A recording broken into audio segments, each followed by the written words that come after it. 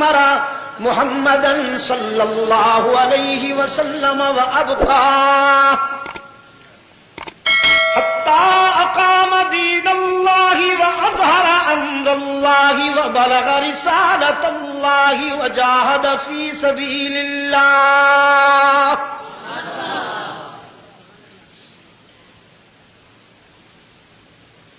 حتى اقام دین اللہ واظہر امر اللہ وبلغ رسالۃ اللہ وجاہد فی سبیل اللہ. 4 اہداف بیان کیے صدیق اکبر نے رحمت عالم صلی اللہ علیہ وسلم کی حیات طیبہ کے. اللہ نے جب تک چاہا اپنے محبوب کو دنیا میں باقی رکھا اور اس دنیاوی زندگی کے لمحات میں اللہ کے محبوب نے ان اہداف پر زندگی گزاری. اقامت دین، اظہار و اعلاء کلمت اللہ، تبلیغ رسالت اور جہاد فی سبیل اللہ. تعویذ گنڈا نہیں بیچا، مریدوں کی جیبیں صاف نہیں کی،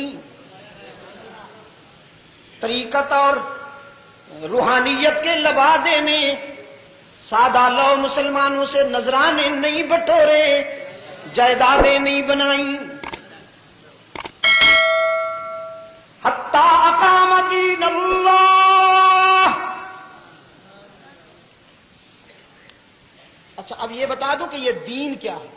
الیوم اکملت لکم دینکم ورضیت لکم الاسلام. تو پوچھوں دین کیا ہے؟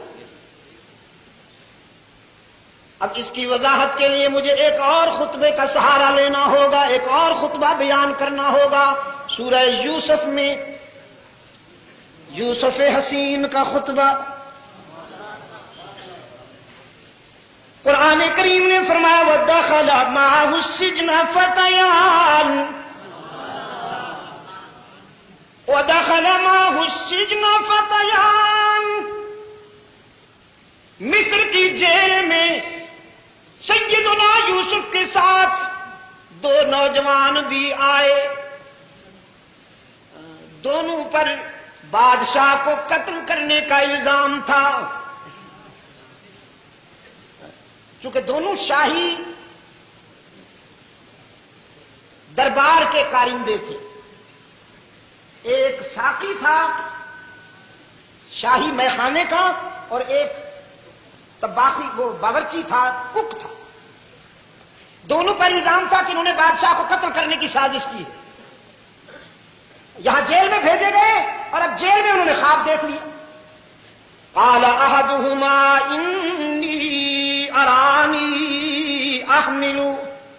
انی ارانی آسر خمرا وقال الآخر انی ارانی احمل فوق رأسی خبزا تأکل الطیر منه نبئنا بتأویلہ انا نراک من المحسنین.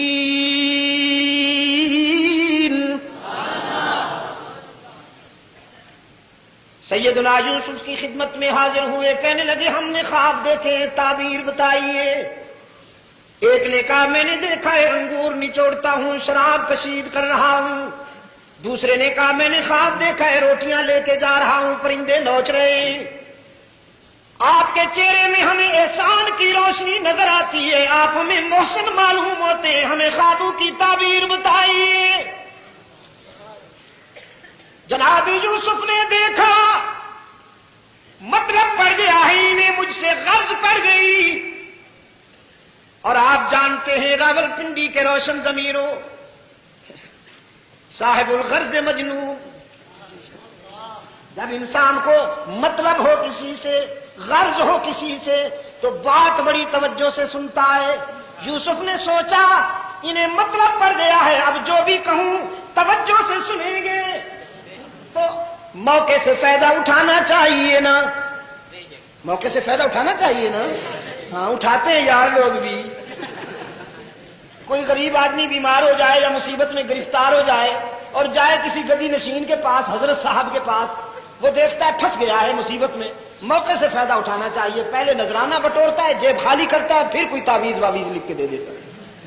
لیکن پیغمبر کی عظمت پہ قربان جاؤں. جب دیکھا انہیں مطلب پڑ گیا ہے، غرض پڑ گئی ہے، بات میری توجہ سے سنیں گے تو سوچ لیا، فیصلہ کر لیا موقع سے فائدہ اٹھانا چاہیے. اور یہ موقع ہے کہ میں ان کے دل کی گہرائیوں میں اللہ کی توحید اتار دوں. فرمایا قال لا یأتیکما طعام ترزقانہ الا نبأتکما بتأویلہ. تمہارے خوابوں کی تعبیر تو بتاتا ہوں، کھانا آنے سے پہلے بتاتا ہوں، لیکن چونکہ تمہارے خوابوں کی تعبیر کا تعلق آنے والے زمانہ سے ہے، مستقبل سے ہے، فیوچر سے ہے، اور آنے والے زمانے کے حالات کو کون جانتا ہے. اب آپ نے سوچ لیا ہوگا، میں دوبارہ پوچھ لیتا ہوں. آنے والے زمانے کے حالات کو کون جانتا ہے؟ جزاکم اللہ. اور تمہارے خوابوں کی تعبیر کا تعلق آنے والے زمانے سے ہے. میں جب تمہارے خوابوں کی تعبیر بتاؤں تو آنے والے زمانے کے متعلق میری زبان سے کچھ سن کر کہیں تمہیں شرک کے جراثیم نہ بڑھ جائیں اور یہ نہ سمجھنے لگو کہ یوسف کے عقیدے میں بھی یہ بات ہے کہ آنے والے زمانے کی باتیں انسان بھی جانتا ہے، نبی بھی جانتا ہے. یہ پہلے وضاحت کر دی، نبی تیری عظمت پہ قربان جاؤں، تو عقیدے میں کتنا محتاط اور حساس ہوتا ہے. کیونکہ نبی کے ہاں عقیدہ کاروبار نہیں ہوتا، پروفیشن نہیں ہوتا، عاقبت کی نجات کا معیار ہوتا ہے، اللہ سے وفا کا معیار ہوتا ہے. فرمایا جب میں تمہارے خوابوں کی تعبیر بتاؤں تو وہ میرے علم غیب کی وجہ سے نہیں ہوگی. ذالکما مما علمنی ربی، وہ اس علم کی روشنی میں ہوگی جو میرے رب نے مجھے عطا کیا. آنے والے حالات کو وہی جانتا ہے، عالم ما کان وما یکون، بس وہی ہے. پھر اب تعبیر بعد میں، تبلیغ پہلے. تعبیر بعد میں، تبلیغ. ایمسٹرڈم سے ہم آ رہے تھے، جہاز میں جب کھانا رکھا گیا تو میرے ساتھ کچھ تبلیغی بھائی بھی آ رہے تھے. اب جہاز کا عملہ کھانا رکھ رہا ہے میزوں پر، وہ تبلیغی دوست اٹھ کھڑے ہوئے. جو بھی انہیں مسافر معلوم ہوا کہ یہ مسلمان ہیں، اس کے پاس جا کے کہنے لگے کھانا تو آپ کھائیں گے ہی، بسم اللہ پڑھ لیجئے تو حضور کی سنت ادا ہو جائے گی. دوستوں بس یہ کہا اور اگلے کے پاس، یہ کہا اور اگلے کے پاس. آپ یقین فرمائیے میں نے اندازہ کیا کہ جہاز کا وہ عملہ اتنی تندہی سے اور ذمہ داری سے اپنی ڈیوٹی ادا نہیں کر رہا تھا جتنا یہ ہمارے دوست تبلیغ کی ڈیوٹی ذمہ داری سے ادا کر گئے. کہ کھانا تو آپ کھائیں گے ہی صحیح، لیکن اگر بسم اللہ پڑھ کے کھا لیں تو حضور کی سنت کی اتباع ہو جائے گی. بس دوستوں اور بزرگ،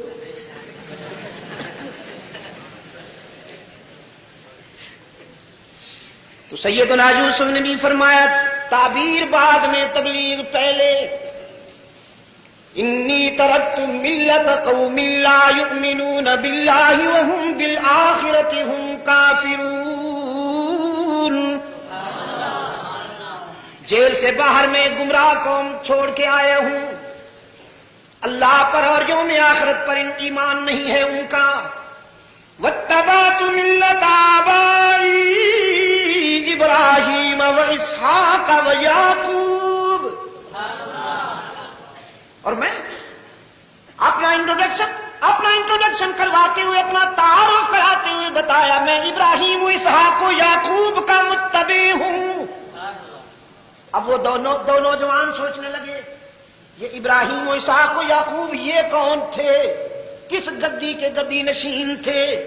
کس دربار کے نمائندے تھے؟ فرمایا ما کان لنا ان نشرک باللہ من شیء، ہماری پہچان کسی گدی یا دربار سے نہیں ہوتی، ہماری پہچان تو یہ ہے ما کان لنا ان نشرک باللہ من شیء۔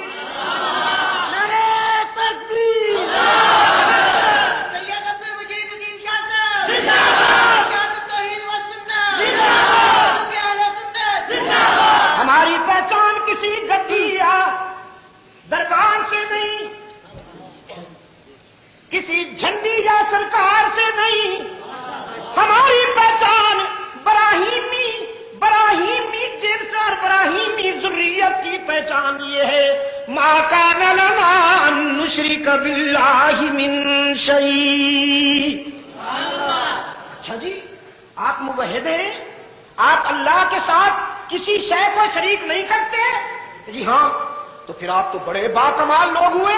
فرمایا نا ذالک من فضل اللہ علینا، یہ خوبی بھی ہماری ذاتی نہیں وہابی ہے، یہ خوبی بھی ہماری ذاتی نہیں